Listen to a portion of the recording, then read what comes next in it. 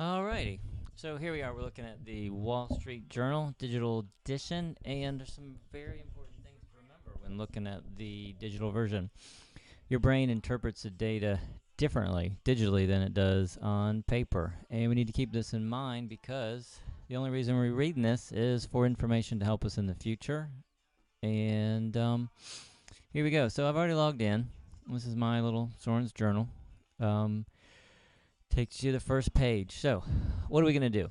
We need to go through this newspaper efficiently, and we want to make sure that we remember what we've learned. So there's two big ways to do that. The first is you need to get your brain to have a way to file this information. Now, when you read a book, your brain remembers where you were, what you were touching, how many pages there are in the book or the newspaper, magazine, or whatever. There's a lot of ways that it builds references when it puts it inside your brain. When we're digital, it's hard to do that because there is no reference. Okay, so this is my digital version. This is my digital version. This is my digital version. It's one little page. It's a whole page. It's here. It's there. There's no way for your brain to place it in a reference. There's no way for it to place it in size because it's this size, it's that size. So first thing I do is, I know this silly is, I check the weather. So I'm reading the newspaper. What is today? Here I am sitting here in Gainesville. It's 73 degrees outside. It's very cloudy. It's the first cool day really of the year in Florida. It's been pretty hot this year, but this is the first day. All the windows are open. Don't need the air conditioning. Don't need the heat. There. So I have a reference for today. Now, here's my newspaper. The other reference is, let's go to the markets. Now, when I go to the markets, you can have it set up to this little widget will pop up and give you kind of an overview. Mine pops up when I log in. I've already shut it down. So here's our market. Dow Jones Industrial Average is worthless. Let's go to the S&P 500. All right, so S&P 500 currently, which is not obviously current, it's 9/27. Today's actually the 28th. We are looking at the weekend edition here. So S&P 500, 1691. All right, so I have a reference. Where is the stock market? S&P 500, 1691. What's the day like? All right, so I've got some neurons in my brain that I'm firing up, and I've got a way to catalog the information I'm about to learn. Now, I'm going to start with home screen. Home screen. What do I got here that's interesting? No thank you. No thank you. No thank you again. Fascinating. Fixed education, look at the past. Just had a conversation the other day about this issue. Wall Street Journal has this nice little thing, save. Let's click save. I have all these. I've set these up myself. You can go in and set these up. So this is from home. So every article that I receive from home that I read, I click on the home. It saves it. So now it's saved. The article is saved in my home collection. I'm not reading yet. I'm gathering the information that's important. What happens way too often, especially with digital, is you go to an article and then you come down here like, oh, I got another article. Oh, let's go. What's that article? Oh, I don't want to miss that. So I'm going to spend a little time reading that. Oh, we got a video. Let's watch the video. And you just waste a lot of time. You can measure So supply chain sustainability and its effects, and I think actually that's one of the biggest challenges that Here's my procurement article. functions now have. Let's go back to the Wall Street Journal again. Come down through here. Always read what's new. To me, this first section is one of the most important. Recent polling has unveiled some surprising findings about Americans and their automobiles. Actually, what it's revealed is what we'd be most embarrassed to be seen driving. I'm Tom Bemis for MarketWatch, and CarInsurance.com asked 1,500 drivers to pick 3 cars from a list of 12 and give each one a cringe ranking from 0 to 10. I like this. Here's what they found out. The fifth most embarrassing car on the list is Volkswagen's new Beetle. It got an overall cringe score of 1.9, and the most cited reason was it's too girly. The fourth most embarrassing car on the list was the Chevrolet SSR with a cringe score of 2.1. People said this car tries too hard and is tacky. The real competition came in the race for second place between the Hummer H2 and the Nissan Cube. The Hummer got nearly twice as many first-place votes as the Cube did, with comments saying it's too big and immoral. But the Cube managed to edge the Hummer out by 1/10 of a point on the cringe factor scale, with lots of second and third place votes, and scoring 3.6 for the Hummer's 3.5. Overall, though, the race for most embarrassing car wasn't even close. The Smart for 2 came in at number 1 on the list, receiving nearly a third of all first-place votes cast, and an overall cringe factor of 7.6.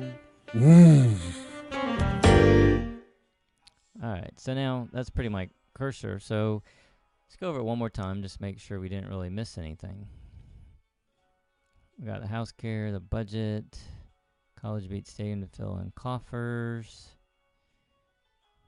Now, obviously, there's more articles in here that might be interesting to read. I'm raising Tales from the White House, Syrian War. Girls on my own. I worry about the economy more than a few times before they're grown, but it's for them. So I found a way. Who matters most to you says the most about you. At MassMutual, we're owned by our policy owners, and they matter most to us. So this is interesting. I mean, you know, if you're going to a party or you have a big meeting, it's probably good to go down to this popular now. What's interesting right now?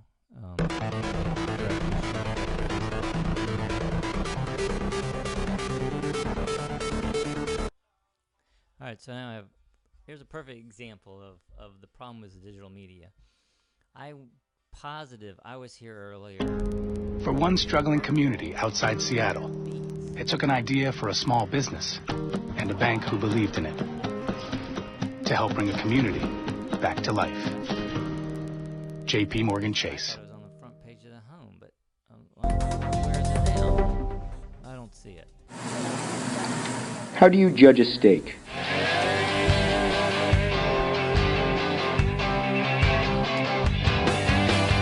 At the American Royal Steak Competition in Olathe, Kansas, beef is getting the same treatment as fine wine. You know, obviously there's quite a range of differences between flavor profiles. Flavor complexity, which is not just a single note of flavor, but kind of like a steak that tells a story. Known for hosting the world's largest barbecue contest, the Royal last year started rating ribeyes, asking judges to look for complex flavors and just the right finish.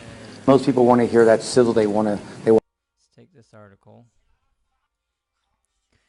All right, so this is coming from tech, but the reason I'm interested in this is because I was just talking with someone, and they said that these things go for like $200 or $300.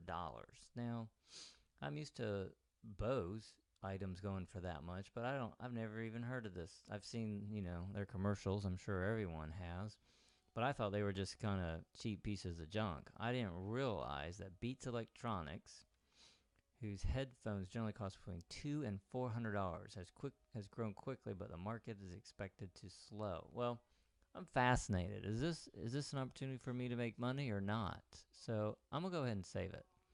Now, it came from tech, but that's not what I'm interested. I'm interested in, is this for me making money? So I'm actually gonna put it in something that isn't related to the article, which would be tech. I'm going to put it in your money. All right, so let's go to this save and share. All right, so here's all my folders. Here's home. Here's the phone. I obviously hit that twice. Okay, so now I'll have all my articles here, and you can change settings and yada yada, but so I went through the Wall Street Journal. I have my articles. I'm just going to go here and click, and now I'm going to read them. I can share them. And, you know, if it's good enough for you, it's probably good enough for someone else. So it's probably worth emailing it to somebody. And you can print it if you want, but I'm not sure why you would. So I go ahead and read it. there's something really interesting in here, I might highlight it. What I'll often do is I'll take it to Evernote Web Clipper I'll clip this selection, and then I have a pretty robust filing system for using Evernote. Really like the product. I think it makes your life pretty easy. We'll go from there. So that's pretty much how you really need to go through the Wall Street Journal. Remember, you got to find a way for this information to go into your brain. I do that by looking at what the stock market was today and what was the weather like today. It gives me a frame of reference. Then I take these and I put it in my collection. So if it's in my collection, I have a frame of reference on where it is. Just like you saw with the Beat article. I had no idea where that article was. But once I go ahead and put it in my save folder, I know where it is. This is my reference for my brain. I got it here. I know where it is. I can't afford to come back and hope, to search for it and find it. There's too much time.